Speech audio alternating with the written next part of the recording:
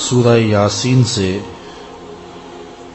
2 رکوع درس قرآن میں آپ سماعت کر چکے ہیں اور کچھ آیات پر آج میں آپ کے سامنے کچھ چیزیں رکھوں گا۔ اللہ تعالی میری زبان پر کلمۃ الحق جاری فرمائے اور ہم سب کو اس سورت کا نور نصیب فرمائے۔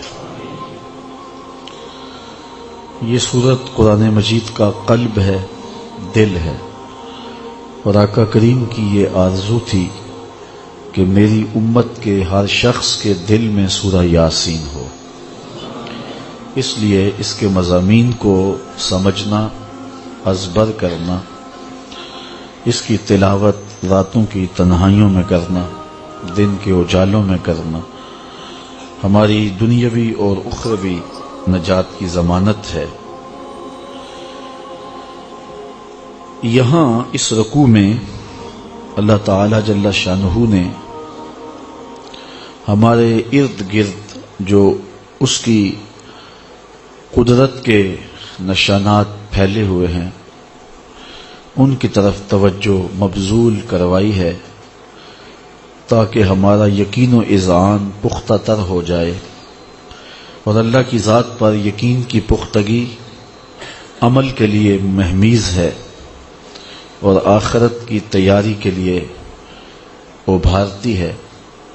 جتنا عقیدہ پختہ ہوگا اتنا عمل عمدہ ہوگا۔ اسی لیے سورہ یاسین کی تلاوت کرنے سے عمل میں نکھار آتا ہے۔ اللہ کی ذات پر یقین بڑھ گیا تو پھر عمل میں بھی نکھار اس کا لازمی نتیجہ ہے۔ اب بڑے وہ دلائل جو ہمارے گرد و پیش میں پھیلے ہوئے ہیں ان سے ہمارے یقین اور اذعان کے اضافے کے ساماں کیے جا رہے ہیں۔ وَآیَةٌ لَّهُمْ، اور ان کے لیے ایک نشانی، الارض المیتۃ، مردہ زمین ہے۔ زمین جب خالی پڑی ہوتی ہے تو اسے مردہ کہتے ہیں۔ پھر جب بارشیں برستی ہیں، میںہ پڑتا ہے تو ان میں کسان جب بیج بوتا ہے تو وہ مردہ زمینیں جب سبزہ اگاتی ہیں تو زمرد کی چادر بچھ جاتی ہے، زندگی کے آثار، رویدگی کے آثار ظاہر ہوتے ہیں۔ تو انسان نے اس مردہ زمین کو دیکھا تو وہ کیسی عجیب لگ رہی تھی۔ چند دنوں کے بعد جب اس پہ سبزے کی چادر بچھ گئی تو پھر وہ زمین کتنی خوبصورت دکھائی دیتی ہے۔ اللہ تعالی جل شانہ ارشاد فرماتا ہے کہ ان کے لیے یہ ایک نشانی ہے۔ علماء کرام نے لکھا ہے کہ وآیتن، آیتن کے اوپر جو تنوین ہے یہ تفخیم کے لیے ہے، تو پھر اس کا مطلب یہ ہوا کہ ایک بہت بڑی نشانی مردہ زمین ہے، احییناہا، جس کو ہم نے زندہ کیا، واخرجنا منہا حبا، اور اس سے ہم نے اناج نکالا، فمنہ یاکلون، اور اسی سے تم کھاتے ہو، اسی سے یہ لوگ اناج لیتے ہیں، اناج کھاتے ہیں۔ ان کے بھوک اور پیاس کا درماں ہے وہ زمین کی کوکھ سے پھوٹنے والا اناج، زمین کے دامن سے نکلنے والے چشمے۔ تو کہا کہ فمنہ یاکلون، تو اسی اناج سے وہ کھاتے ہیں۔ تو انسان کی آنکھوں پر غفلت کے پردے نہ ہوں، بصیرت کا نور رکھتا ہو تو یہ چاروں طرف پھیلی ہوئی زمین، اس کے اوپر اگنے والا سبزہ، درختوں کی شاخوں پہ لٹکتے ہوئے پھل، پھلوں کے اندر رس، اس کے ذائقے کی کیفیات اور طبی اہمیت انسان کو ایک رب کے قریب کر دیتی ہے، اور وہ بے ساختہ پکار اٹھتا ہے ربنا ما خلقت ھذا باطلا، مالک تو نے ایسے ہی انہیں پیدا نہیں کیا ہے، تو یہ اس کی ذات پر دلیل ہے۔ تو یہ سبزے، یہ زمین کی کوک کو چیر کے نکلنے والے پودے، تو کہا یہ ہم نے نکالے ہیں اور اس اناج سے تم کھاتے ہو۔ فَمِنْهُ يَأْكُلُونَ، منہ کو یاکلون سے مقدم رکھا ہے، جبکہ جار مجرور جو ہوتے ہیں وہ متعلق ہوتے ہیں فعل کے، اور فعل کے بعد ذکر کیے جاتے ہیں، لیکن عربی میں کبھی ان کو مقدم بھی کر دیا جاتا ہے۔ تو جب جار اور مجرور مرکب بن کر کے فعل سے مقدم ہو جائے تو اس کی کوئی حکمت ہوتی ہے۔ تو یہاں منہ کو جو مقدم رکھا گیا ہے یاکلون پر، تو یہ اشارہ ہے نباتات کی اہمیت پر۔ دنیا کے مختلف گوشوں پر جو بنجر زمینیں پڑی ہوئی ہیں ان کو آباد کیا جائے، بالخصوص امت مسلمہ کے پاس اس وقت پوری دنیا کی 25% زرخیز زمینیں ہیں، اور معاشی بحران کا وہ قوم کبھی بھی شکار نہیں ہو سکتی جو نباتات کی اہمیت کو سمجھ لیتی ہے اور زمینوں کو یوں ہی خالی اور بنجر نہیں رہنے دیتی۔ تو منہ کو مقدم کر کے یہ بات بتائی گئی، کاش کہ آیان سلطنت کو قرآن مجید سے بھی شغف ہو اور وہ اس کتاب کے نور سے اپنی زندگیوں میں اجالے بھریں اور اس سے روشنی لے کر کے اپنے معاشی بحران کو دور کریں۔ جب نباتات کی اہمیت کو سمجھ لیا جائے گا تو پھر معاشی بحران کا قومیں شکار نہیں ہوں گی۔ تو کہا کہ یہ اللہ کی ایک نشانی ہے، اس نشانی سے فائدہ حاصل کیا جائے اور بنجر زمینوں کو آباد کیا جائے۔ دنیا کی وہ قومیں جنہوں نے ترقی کی ہے انہوں نے زراعت پہ خاص طور پہ توجہ دی ہے۔ یہ آپ کی بالکل ہمسائیگی کے اندر چائنا رہتا ہے، وہ گملے میں پھول کی بجائے ٹماٹر بیجتے ہیں اور جو ہے وہ کوئی بیل لگا دیتے ہیں جس سے وہ نظروں کی تسکین بھی پاتے ہیں اور پھل بھی پاتے ہیں۔ اور ہم بڑے بڑے پلاٹ محض آرائشی اور زیبائشی پودوں پر مشتمل رکھتے ہیں۔ اگر بڑے گھروں کے مالک اپنے گھر کی سبزی اپنے گھر میں پیدا کرنا چاہیں تو مشکل نہیں ہے۔ سڑکوں کے کنارے سینکڑوں مربع میل جو ہے وہ زمین خالی پڑی ہوئی ہے، اس کو آباد کیا جائے اور نباتات کی اہمیت کو سمجھا جائے۔ فَمِنْهُ يَأْكُلُونَ میں یہ منہ کو مقدم کر کے اللہ تعالیٰ نے نباتات کی اہمیت اجاگر کی ہے۔ وَجَعَلْنَا فِيهَا جَنَّاتٍ مِّن نَخِيلٍ وَعَنَابٍ وَفَجَّرْنَا فِيهَا مِنَ الْعُيُونِ، ارشاد فرمایا اور ہم نے اس میں باغ بنائے کھجوروں اور انگوروں کے، اور ہم نے اس میں کچھ چشمے بہائے۔ زمین کے اندر اگنے والے پھل، نباتات اور مختلف چیزوں کا ذکر اجمالی طور پہ فرمانے کے بعد خاص طور پہ کھجوروں کا اور انگوروں کا ذکر کیا، اس لیے کہ قرآن مجید کے اولین مخاطبین عرب تھے اور وہاں کھجوریں کثرت کے ساتھ پائی جاتی تھیں اور انگوروں سے بھی وہ اچھی طرح آشنا تھے، اور ان کے بعض علاقوں میں انگور اعلیٰ نسل کے پائے جاتے ہیں۔ طائف کے اندر اور دیگر علاقوں کے اندر انگور کی 1000 کے قریب اقسام ہیں، اور ان دو پھلوں کا الگ سے ذکر اس لیے بھی کیا کہ یہ پھل انسان کے لیے انتہائی مفید ہیں۔ دماغی قوا کی ضروریات کو جتنا کھجور پورا کرتی ہے اتنا کوئی اور پورا نہیں کرتی۔ معدے کے السر کے لیے جس قدر کھجور مفید ہے یہ کھجور کا ہی مقصود ہے۔ کھجور ایک ایسا پھل ہے کہ جو کچا بھی کھایا جا سکتا ہے، جو پکا بھی کھایا جا سکتا ہے، جس کو آنے والے موسموں کے لیے سٹور بھی رکھ سکتے ہیں۔ کھجور کا درخت جو ہے اس پر خزاں طاری نہیں ہوتی ہے، اور اس کی گٹھلیاں جانوروں کے چارے کے کام بھی آتی ہیں۔ عرب گٹھلیاں پیس کر کے اس کو اپنے جانوروں کو کھلایا کرتے تھے، تو انسانی ضرورتوں کی کفالت بھی یہ کھجور کرتی ہے۔ اور اپنے چوپایوں کی ضروریات بھی اس کھجور سے پوری کی جا سکتی ہیں. اور شاید کھجور کے ذکر کا سبب یہ بھی ہو کہ ایک روایت میں آتا ہے اکرموا امتکم النخلہ، اپنی پھپھی کھجور کی عزت کیا کرو، یہ تمہارے باپ حضرت آدم علیہ السلام کے خمیر سے بچی ہوئی مٹی سے بنائی گئی ہے. تو انسان کا کھجور کے ساتھ جو تعلق ہے وہ ایک بہت گہرا ہے، اور یہ بہت پرانا درخت ہے جو دھرتی کے اوپر آغاز میں ہی اگا دیا گیا.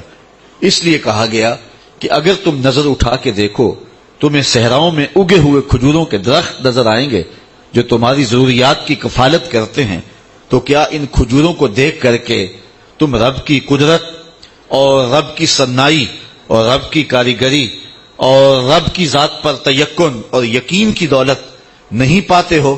تو یہ کھجوریں تمہیں کچھ سکھاتی ہیں. اور پھر دوسرا ذکر وعناب، انگوروں کا کیا. انگور جو ہے اس کا جو شیرہ ہے یہ ماں کے دودھ سے مشابہت رکھتا ہے ذائقے میں اور توانائی میں. پھر قدرت نے جس صنائی کے ساتھ، جس کاریگری کے ساتھ اس شیرے کو ایک باریک جھلی کے اندر پیک کیا ہے، یہ ایک الگ کہانی ہے.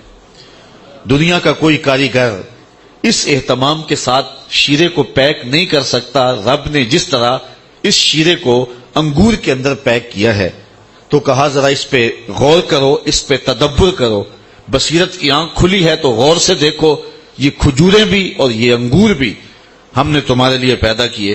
وَفَجَّرْنَا فِيهَا مِنَ الْعُيُونِ، اور ہم نے اس میں کچھ چشمے بہائے جو تمہاری ضروریات کی کفالت کرتے ہیں.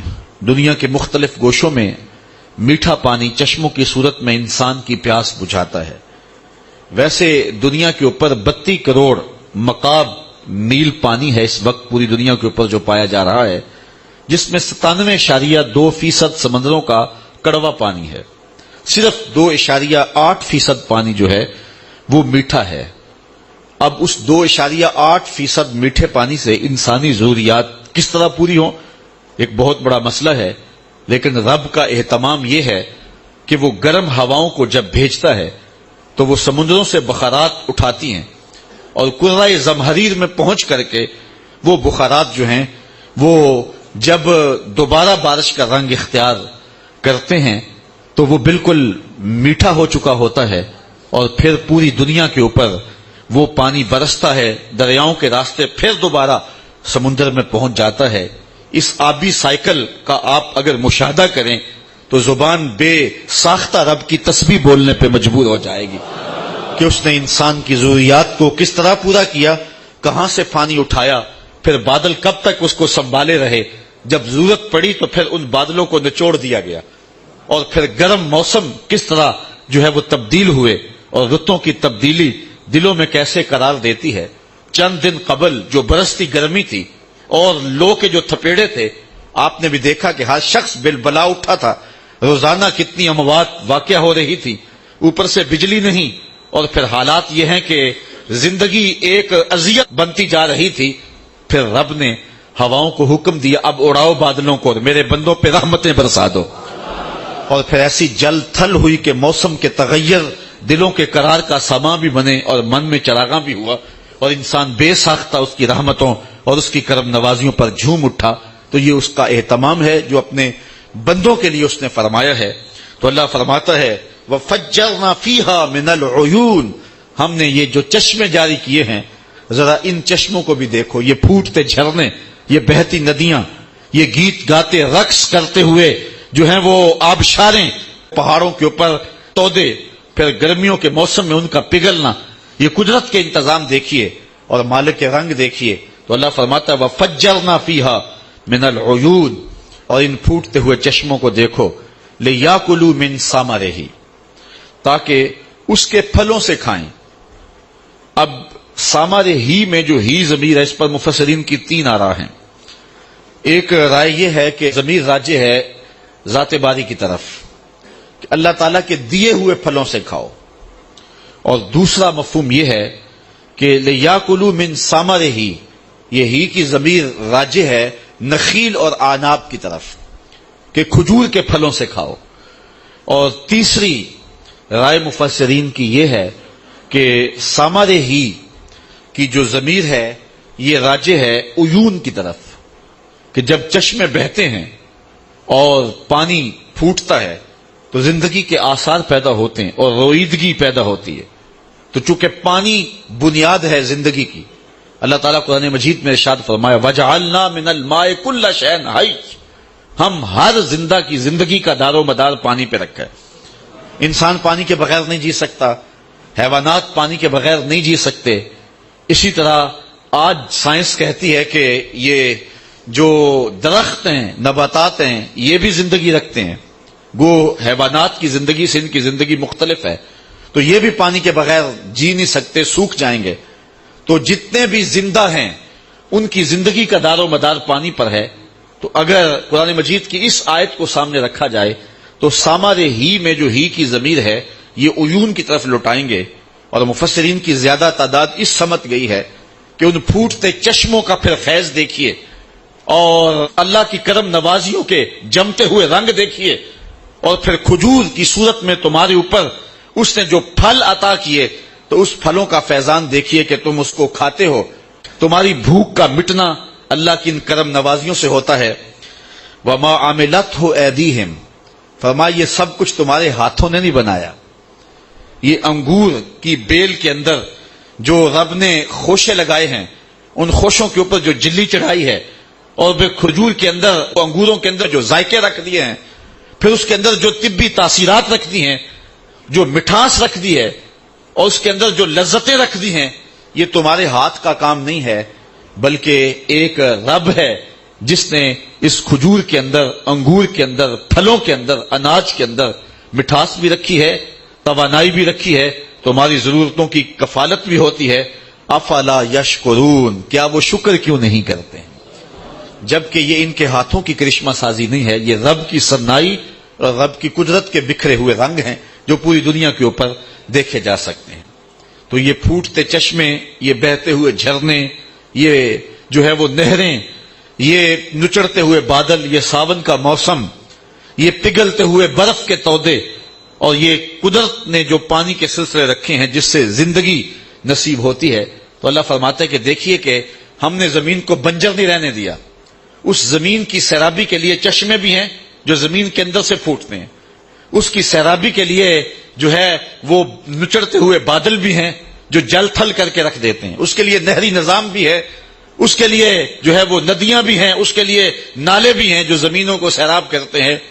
اس آیت کریمہ کے اس مفہوم کو اگر سامنے رکھیں تو ایک اور مفہوم بھی سمجھ میں آتا ہے، اور وہ یہ ہے کہ جب زمین کا حق ہے کہ وہ خالی نہ پڑی رہے، اس پہ برگ و بار آئے، اس پہ سبزہ آئے، اس پہ رویدگی آئے، جب رب زمین کو بھی مردہ نہیں رہنے دیتا تو وہ رب کیسے چاہے گا کہ دل بنجر رہیں؟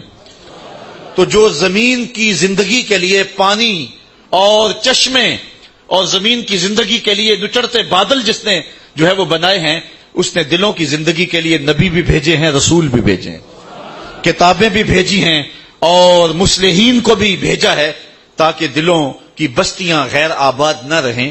جس طرح مردہ زمین پر بارش برسی تو رویدگی پیدا ہوئی، اس طرح اہل اللہ کی صحبت میں جانے والے دلوں کی زندگی پایا کرتے ہیں، اور نبیوں کے قرب میں رہنے والوں کے دلوں میں کبھی صداقت کے پھول کھلتے ہیں، کبھی عدالت کے پھول کھلتے ہیں، کبھی سخاوت کے پھول کھلتے ہیں، کبھی ولایت کے پھول کھلتے ہیں۔ تو یہ ساری کرشمہ سازیاں اس رب نے اپنے بندوں کے لیے فرمائی ہیں۔ افلا یشکرون، یہ لوگ اللہ کا شکر کیوں ادا نہیں کرتے ہیں؟ اصل نعمتوں کی بہتات بعض اوقات انسان کو غور نہیں کرنے دیتی، حالانکہ نعمتوں کی بہتات پر بندے کو زیادہ شکر گزار ہونا چاہیے۔ بھوک پیاس کاٹی ہو تو پھر نعمت ملے تو پھر اسے پتہ چلتا ہے، وہ ایک مقولہ ہے کہ قدر نعمت زوال نعمت کے بعد ہوتی ہے۔ تو چونکہ ہمیں یہ اتنا کچھ مراحل جو طے کر کے یہ سبزہ، یہ اناج، یہ پھل جو ہمارے تک پہنچتے ہیں، ہمیں کبھی اس کا احساس ہی نہیں ہوا، پلیٹ میں سجے ہوئے ہمارے سامنے آ جاتے ہیں تو ہم نے کبھی اس پہ تدبر ہی نہیں کیا کہ کتنے مراحل طے کیے تھے۔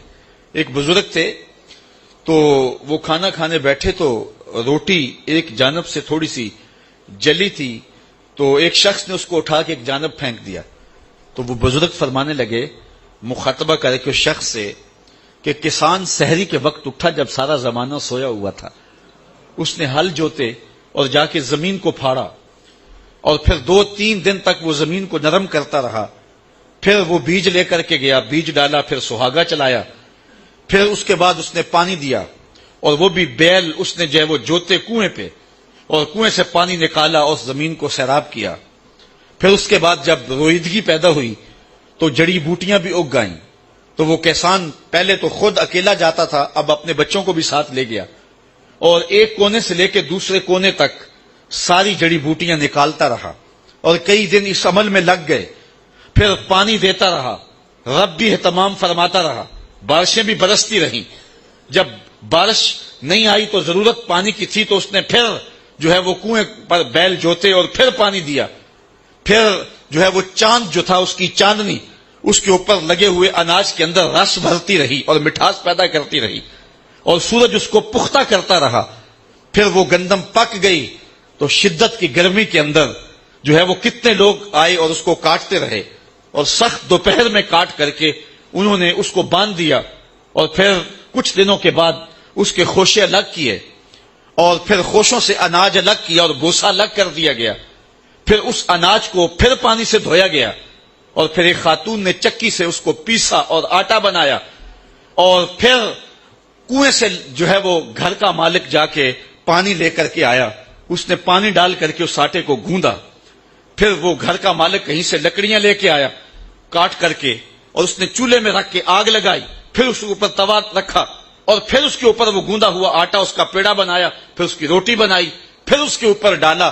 آگ تھوڑی سی زیادہ جل گئی اور ایک کونا جل گیا اور تجھے پسند نہ آیا کہ کہاں سے سلسلہ چلا اور کہاں تک پہنچا، اور تو نے اس طرح اتار کے پھینک دیا۔ یہ اللہ کی نعمت ہے، تو چونکہ انسان کی نظر اس سارے منظر نامے کی طرف نہیں ہوتی ہے، اور یا پھر اس کو آسانی سے مل جاتی ہے تو وہ شکر کا لہجہ نہیں رکھتا ہے، اور جب اس کو کوئی نعمت ملنے میں تاخیر ہو جائے تو پھر اسے پتا چلتا ہے، پھر اس کا رما رما شکر ادا کر رہا ہوتا ہے۔ یہ موسم ماہ سیام کا آ رہا ہے، تو سارے دن کی بھوک اور پیاس کاٹنے کے بعد جب شام کے وقت ٹھنڈا اور میٹھا مشروب ملتا ہے اور بندہ اس کو لے کر کے اپنے کام و دہن میں ٹپکاتا ہے، تو انسان کی زبان بولے نہ بولے، انسان کا ایک ایک بال رب کی تسبیح بول رہا ہوتا ہے اور رب کا شکر ادا کر رہا ہوتا ہے، اس لیے کہ سارے دن کی پیاس کاٹی نہ تو اب پتا چلا کہ پانی کیا ہوتا ہے۔ یہاں حضرت مولا کائنات سیدنا علی المرتضیٰ رضی اللہ تعالی عنہ کا ایک قول آپ کے سامنے رکھنا چاہوں گا حضور کے بارے میں، کہ حضور سے محبت کتنی ہے ہمیں۔ کسی نے کہا جان سے زیادہ، کسی نے کہا مال سے زیادہ، کسی نے کہا اولاد سے زیادہ، کسی نے کچھ کہا۔ حضرت علی المرتضیٰ فرمانے لگے حضور ہمیں مال سے، جان سے، اولاد سے پیارے تھے، یہاں تک کہ پیاس کی شدت ہو اور ٹھنڈا پانی میسر آ جائے، حضور اس ٹھنڈے پانی سے بھی زیادہ پیارے تھے ہمیں۔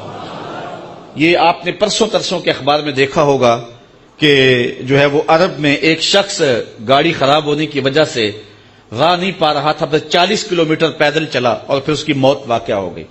صحراؤں میں پانی نہ ملے تو سیدھی سیدھی موت ہوتی ہے۔ حضرت مولا کائنات کہتے ہیں کہ ہم بتائیں کہ حضور کتنے پیارے تھے۔ کہا اتنا سمجھو کہ صحراؤں میں جب موت اپنی آنکھیں نکال رہی ہو اور ٹھنڈا پانی میسر نہ ہو تو اچانک اس پیاس میں ٹھنڈا پانی نصیب ہو جائے تو وہ ٹھنڈا پانی کتنا بھلا لگتا ہے۔ حضور ہمیں اس سے بھی زیادہ پیارے تھے، مطلب یہ کہ حضور ہمیں جان سے بھی زیادہ پیارے تھے۔ تو اللہ کی ان نعمتوں کی قدر سیکھیں۔ اللہ تعالیٰ ان نعمتوں کا ذکر کر کے ہمیں بتا رہا ہے افلا یشکرون، یہ شکر کیوں ادا نہیں کرتے۔ سبحان الذی خلق الازواج کلھا مما تنبت الارض ومن انفسہم ومما لا یعلمون، پاکی ہے اس رب کو جس نے ہر چیز کے جوڑے بنائے، ان چیزوں کے مما تنبت الارض جو زمین اگاتی ہے، ومن انفسہم مخاطبین سے کہا، قرآن مجید کی تلاوت کرنے والوں سے، لوگوں سے، کہ ان کے اندر بھی جوڑے ہیں، انسانوں کے اندر بھی، حیوانات کے اندر بھی، وَمِمَّا لَا يَعْلَمُونَ، اور ان چیزوں میں بھی جوڑے ہیں جن کی انہیں خبر ابھی نہیں ہے، ان میں بھی جو ہے وہ جوڑے ہیں جن کی خبر انہیں نہیں ہے۔ تو یہ اللہ تعالیٰ نے نباتات میں بھی، حیوانات میں بھی اور ساری چیزوں کے اندر جوڑے بنائے ہیں۔ انسان کا فہم، انسان کی عقل وہاں تک پہنچ نہیں پائی، لیکن جوڑے وہاں بھی ہیں۔ انسان میں تو جوڑے ہیں ہی ہیں، نباتات بھی بغیر نر کے پھل نہیں دیتے۔ یہ کھجوروں کے باغوں میں اور آم کے پیڑ جہاں ہوتے ہیں تو ان باغوں کے اندر ان کو ساتھ نر بھی لگانا پڑتا ہے، کیونکہ اگر نر نہیں دیں گے تو پھل کچا جھڑ جائے گا، پکا نہیں ہوگا۔ یہ ہمارے ہاں چونکہ یہ کھجور کا علاقہ نہیں ہے، کہیں اکیلی کھجور ہو تو کبھی اس پہ پھل نہیں آپ نے آتا دیکھا ہوگا، اس لیے کہ اس کے ساتھ نر نہیں ہے، یا وہ نر ہوگا تو پھل آئے گا نہیں، اگر وہ مادہ ہے تو اس کا ساتھ نر نہیں ہے۔ تو جہاں کھجوریں اگائی جاتی ہیں، جہاں ان کے باغات ہوتے ہیں تو وہاں نر بھی دیے جاتے ہیں، پھر ہوائیں نر کھجوروں سے مادہ تولید کو لے کر کے مادہ کے اوپر پھینکتی ہیں، اور اس طرح وہ برابر ہوتی ہیں اور پھر پھل ہوتا ہے۔ تو جن کو نر کم ملتا ہے، جن کھجوروں کو نر کم ملے تو ان کے اندر گٹھلی بھی پیدا نہیں ہوتی ہے۔ تو یہ اللہ تعالیٰ جل شانہ نے ایک نظام رکھا ہوا ہے کہ جانوروں کے اندر بھی جوڑے اور انسانوں کے اندر بھی جوڑے اور درختوں کے اندر بھی جوڑے، اور پھر فرمایا وَمِمَّا لَا يَعْلَمُونَ، اور بھی ایسی چیزیں ہیں جن کو یہ جانتے نہیں ہیں، جوڑے ان میں بھی ہیں۔ میں کہتا ہوں اگر اس بلب کو، اس پنکھے کو ایک مثبت اور ایک منفی، ایک ٹھنڈی اور گرم تار نہ دیں، یہ جوڑا اگر یہ نہ ہو تو یہ بھی روشن نہ ہو سکے۔ تو بہت ساری ایسی چیزیں ہیں کہ جن پہ ہم تدبر کریں تو یہ ضابطہ کار فرما ہے جو رب نے دیا ہے، اور اس جوڑے سے ہی کائنات کے اندر حسن اور رنگ اور بہار ہے۔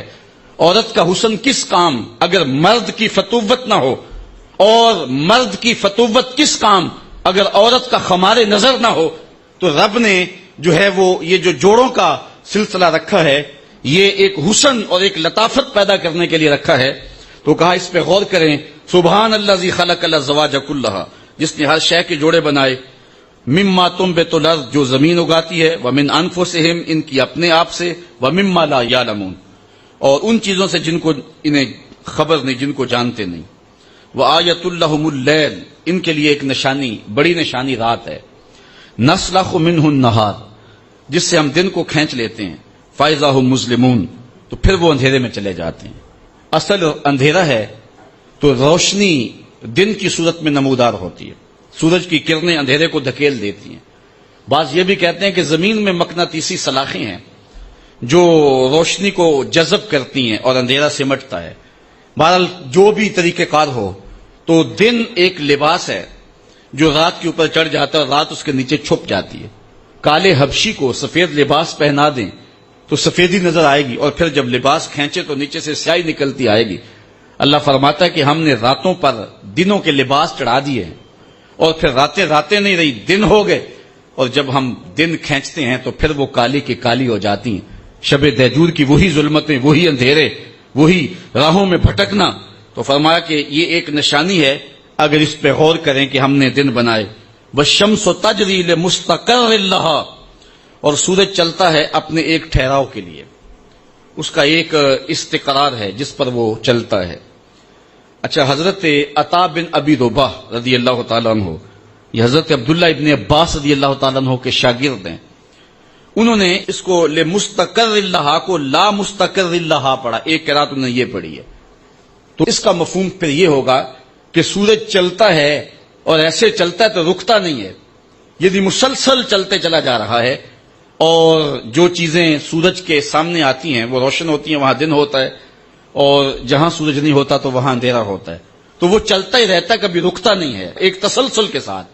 لیکن جو قرات ہے وہ لمستقر لہا، اس پر ہے، متفق قرات یہ ہے، اس لیے یہاں یہ ہوگا کہ سورج جو ہے وہ اپنے مدار پر، اپنے مستقر پہ چلتا ہے اور کبھی اس سے ہٹا نہیں ہے۔ حضرت ابو ذر غفاری رضی اللہ تعالیٰ عنہ فرماتے ہیں کہ مسجد نبوی میں ہم بیٹھے تھے اور شام کا وقت تھا، سورج ڈوبنے کے لمحے قریب آئے تو حضور نے فرمایا ابو ذر جانتے ہو سورج جب ڈوبتا ہے تو کدھر جاتا ہے؟ تو میں نے کہا اللہ و رسولہ عالم، اللہ اس کا رسول خوب جانتا ہے۔ تو حضور نے فرمایا جب سورج ڈوبتا ہے تو رب کے عرش کے نیچے سجدہ کرتا ہے، تو یہ اس کا مستقر ہے۔ اللہ اکبر۔ تو فرمایا ذالک تقدیر العزیز العلیم، یہ حکم ہے زبردست علم والے کا، یہ رب کا حکم ہے جس سے وہ سرتابی نہیں کر سکتا۔ والقمر قدرناہ منازل حتی عاد کالعرجون القدیم۔ اب چاند کی طرف توجہ موڑی انسانوں کی۔ والقمر، اور چاند، قدرناہ منازل، ہم نے اس کی منزلیں مقرر کی ہیں، حتی عاد کالعرجون القدیم، یہاں تک کہ یہ کھجور کی پرانی ٹہنی کی طرح ہو جاتا ہے۔ جب چاند چڑھتا ہے تو پہلی رات کے چاند کو ہلال کہتے ہیں۔ ویسے چاند کے لیے مطلق لفظ جو ہے وہ قمر ہے، عربی میں قمر، کسی بھی حالت میں چاند ہو تو اس کو قمر کہا جاتا ہے، لیکن پہلی رات کے چاند کو ہلال کہا جاتا ہے، اور جب چاند 14ویں رات کو پہنچے تو اسے بدر کہا جاتا ہے۔ تو اس کی مختلف منازل ہیں۔ تو جب پہلی رات کو ہوتا ہے تو اس وقت سارے چھتوں پہ چڑھ کے اس کو دیکھتے ہیں، انگلیوں سے اشارے کیے جاتے ہیں اور بھلا لگتا ہے۔ پھر جب بدر تمام ہوتا ہے تو پھر اس کی چاندنی چکور کے دل میں کشش پیدا کر دیتی ہے، سمندروں میں مد و جزر پیدا ہو جاتا ہے، جوار بھاٹے اٹھتے ہیں، اور پھر اس کے بعد یہی چاند جب بوڑھا ہوتا ہے تو پھر کوئی آنکھ اٹھا کر بھی نہیں دیکھتا، راتوں کی تنہائیوں میں نکلتا ہے اور راتوں کی تنہائیوں میں غروب ہو جاتا ہے، اور اس کی حالت یہ ہوتی ہے کہ جس طرح ایک کھجور کی پرانی شاخ ہو، ارجون کھجور کی اس شاخ کو کہتے ہیں جس شاخ کے ساتھ پھل لگا ہوا ہوتا ہے، اور پھل کی وجہ سے وہ جھک جاتی ہے، تو جب پھل توڑ لیا جائے تو اس کی شکل بالکل چاند کی طرح ہو جاتی ہے۔ جب آخری راتوں میں ہوتا ہے وہ زرد بھی ہو جاتی ہے اور پرانی بھی ہوتی ہے اور جو ہے وہ بے ڈھنگی سی بھی ہوتی ہے۔ اللہ تعالیٰ فرماتا ہے کہ یہ چاند پھر اس مرحلے پہ پہنچتا ہے حتیٰ یہاں تک کہ اللہ اکبر عاد کل ارجون القدیم، کھجور کی پرانی ڈال کی طرح، پرانی ٹہنی کی طرح ہو جاتا ہے۔ اچھا، اس چاند کی گردش سے اور اس کی منازل سے حضرت انسان کو کچھ سمجھایا جا رہا ہے کہ جب تو پیدا ہوا تھا تو چاند کی طرح سارا زمانہ تیرا منہ دیکھنے آیا تھا، تو بھی اس وقت لوگوں کی توجہ کا مرکز بن گیا تھا، اور پھر منازل طے کرتا رہا، اور جوانی کی دہلیز پہ جب تم نے قدم رکھا اور تو بدر تمام ہوا، جب شباب کی بجلیاں تیری آنکھوں سے ٹپکنے لگی تو پھر تیری نظر کا خمار بھی کئیوں کے دل لوٹتا تھا، کئیوں کی نیندیں اچاٹ کر دیتا تھا۔ جس طرح چاند جب جوبن پہ ہو تو چکور کا دل لرزتا ہے اور سمندر میں جوار بھاٹا پیدا ہو جاتا ہے، لہریں اٹھتی ہیں، طوفان پیدا ہوتے ہیں، تو جب بندہ بھی جوانی کی دہلیز پہ ہوتا ہے تو وہ بھی طوفان اٹھاتا ہے، دلوں میں جوار بھاٹے پیدا ہوتے ہیں۔ تو وہ لمحے بھی آئے کہ تو نے دلوں کی بستیاں اور دلوں کی دنیا پر ہلچل پیدا کر کے رکھ دی، تیرا شباب لوگوں کی زندگیوں کے اندر گھلتا رہا اور کتنوں کی نیندیں اچاٹ ہوتی رہیں، تیری زلف کے شکن کتنوں کا قرار لوٹ کے لے گئے، لیکن پھر وہ لمحہ بھی آیا حتی آدھا کل ارجون القدیم، پھر بوڑھا ہو گیا، پھر تجھے کوئی دیکھنے بھی نہیں آتا، کوئی تجھ سے اداس بھی نہیں ہوتا، بچے بھی کترا کے گزر جاتے ہیں۔ کہا انسان ذرا چاند کی منزلوں کو دیکھ، یہی چاند کتنا پیارا تھا، اور آج اسی چاند کو کوئی دیکھتا بھی نہیں ہے۔ بچہ جب پیدا ہوتا ہے تو اس کی مسکراہٹ دل کھینچتی ہے، اور جب بوڑھا مسکراتا ہے تو اس وقت جو ہے لوگوں کی توجہ نہیں ہوتی۔ بچے کی زبان جو ہے وہ اڑ اڑ کے جب بولتا ہے تو اس کی توتلی زبان کا حسن دلوں میں نکھار پیدا کرتا ہے، ماں بھی بلہاری جاتی ہے، باپ بھی صدقے جاتا ہے، بہنیں بھی جو ہے وہ قربان جاتی ہیں، تو بچے کا ٹوٹا لہجہ اور توتلی زبان خوشیوں کی ایک لہر ہوتی ہے۔ لیکن جب بڑھاپے میں فالج کی وجہ سے زبان میں لکنت آ جائے، اب توتلا پن پیدا ہو جائے، اب زبان اٹکنے لگے تو بچے بھی مذاق اڑاتے ہیں۔ ایک لمحہ وہ تھا کہ زبان توتلی تھی تو حسن تھا، آج لمحہ وہ گیا کہ حتی آدھا کل ارجون القدیم، کھجور کی ٹہنی سے جب پھل توڑ لیا جائے اب اس ٹہنی کو کون پوچھتا ہے؟ جب تک پھل آیا نہیں تھا وہ ٹہنی اچھی لگتی تھی، مالی سنبھال کے رکھتا تھا، جڑوں کو بھی پانی دیتا تھا اور خیال کرتا تھا کہ کوئی ایسا نقصان نہ ہو کہ یہ پودا جو ہے وہ مرجھا جائے۔ پھر جوبن پہ آیا اور جب کھجوریں لگیں تو اس نے پھر رسیاں بھی باندھی اور کھجوروں کو سنبھالنے کے لیے سب کچھ کیا۔ پھر جس دن اس نے اس ڈال سے پھل کاٹ لیا، اب وہ کھجور اجڑ گئی، اب اس کی وہ ٹہنی بے توقیر ہو گئی۔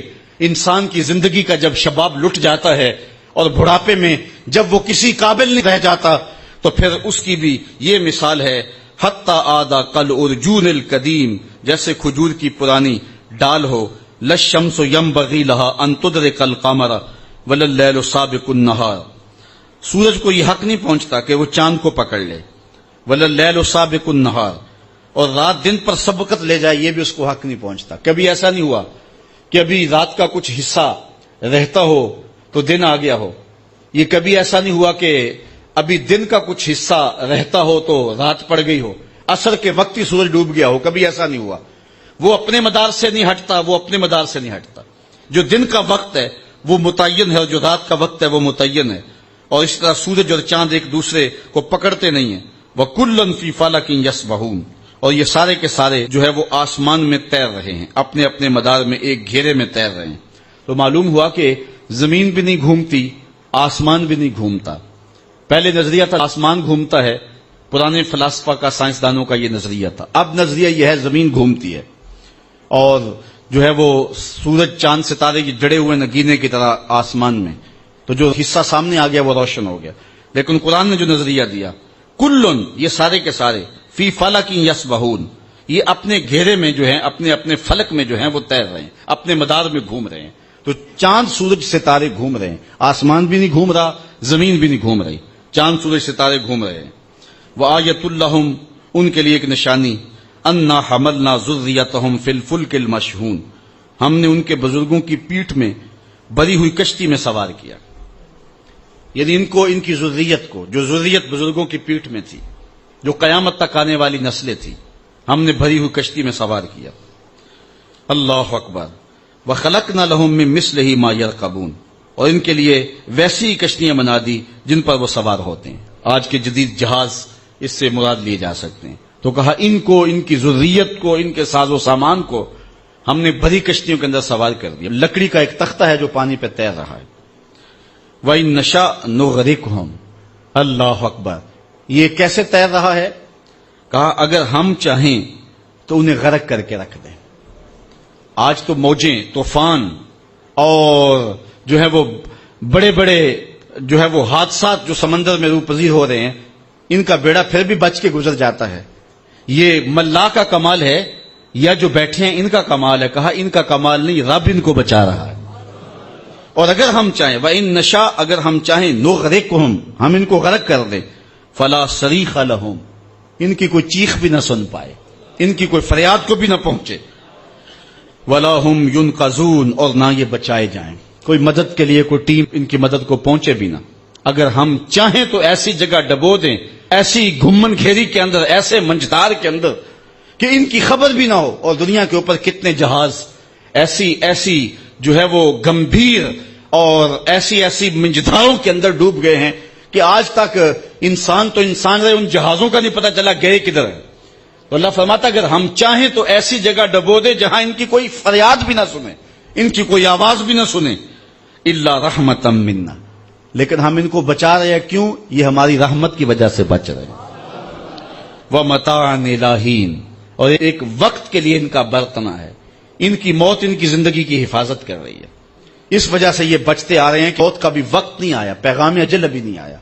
تو یہ سمجھتے ہیں ہم بچ کے آگے، تم نہ بچ پاتے، یہ بچانے والا بچا رہا ہے جس نے تمہاری موت کا وقت مقرر کیا ہے. جب تک اس متعین وقت پہ نہیں پہنچو گے تمہیں کوئی نقصان نہیں پہنچا سکتا.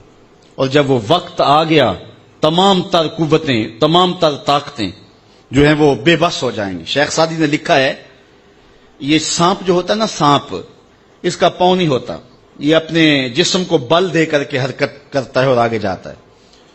اور ایک جانور ہے کن کھجورا اسے کہتے ہیں، اس کے 100 پاؤں ہوتے ہیں، 100 پاؤں. تو یہ سانپ اور اس کی آپس میں دشمنی ہے. کبھی کن کھجورا کہیں نظر آئے تو سانپ پھر اپنی ایڑی چوٹی کی ہمت صرف کر دیتا ہے اس کو شکار کرنے کے لیے، کیونکہ اس کی یہ مرغوب غذا ہے. تو شیخ سعدی فرماتے ہیں کہ کن کھجورا نکلا نا تو سانپ نے بھاگ کر کے اسے پکڑ لیا. تو کسی نے کن کھجورے سے کہا تیرے 100 پاؤں تھے اور سانپ کا ایک بھی پیر نہیں تھا، اور تو 100 پاؤں رکھنے کے باوجود ایسے سے پکڑا گیا جس کا ایک پیر بھی نہیں ہے. تو اس نے کہا کہ تقدیر کے آگے تدبیر نہیں چلتی، کہ تقدیر ڈاڈی ہے تو تقدیر کے آگے میرا 100 پیر بھی کام نہ دے سکا. تو جب تقدیر آ جاتی ہے، موت آ جاتی ہے، تو کوئی تدبیر کام نہیں دیتی ہے. اور جب تک موت نہیں آتی ہے تو پھر زندگی کی موت خود حفاظت کرتی ہے.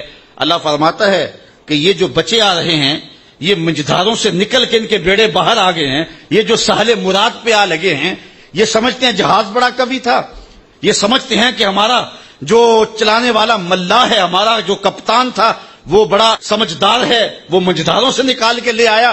کہا ایسا نہیں ہے، بلکہ کیسے جہاز منزل پہ پہنچا؟ الا رحمتا منا، یہ ہماری رحمت کی وجہ سے ہوا ہے. اللہ اکبر. ومتاعا الہین، اور ایک وقت تک برتنے کو دینا جو ہم نے مقرر کیا ہے اس وجہ سے.